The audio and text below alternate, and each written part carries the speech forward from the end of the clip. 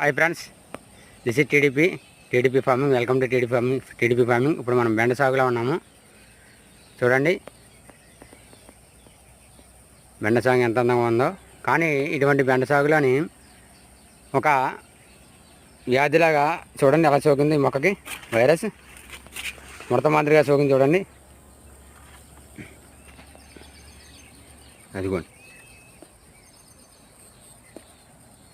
దీనికి fertiliser shop నుంచి ఎన్నో మందులు కొట్టినా కానీ ఇది పోవడానికి ఆస్కారం కనబడలేదు. రకరకాల మందులు కొట్టారు కానీ పోవడానికి ఆస్కారం కనబడలేదు. చివరికి వాళ్ళు చెప్పింది ఏంటంటే మొక్కను పీకి పారాలని చెప్పారు. పీకడం కానీ కోయడం వలన తగ్గే మోతాదు అవకాశం ఉందని చెప్పారు. అందుచేత ఇది ఆ సంబంధించిన రైతు మొక్కలు పీకడం కానీ కోసిపారడం కానీ జరుగుతుంది. కానీ ఈ విత్తనం వచ్చేసి కరేనండి.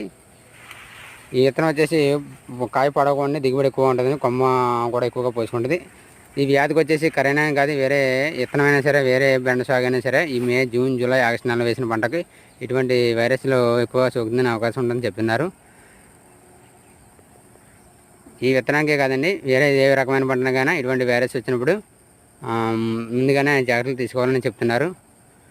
విత్తన శుద్ధి చేసుకోవడం కానీ తీసిపారడం కానీ చేయడం వల్ల వ్యాధి సోకకుండా అవకాశం ఉంటుందని ఎక్కువ చెప్తున్నారు. చూడండి ఫ్రెండ్స్,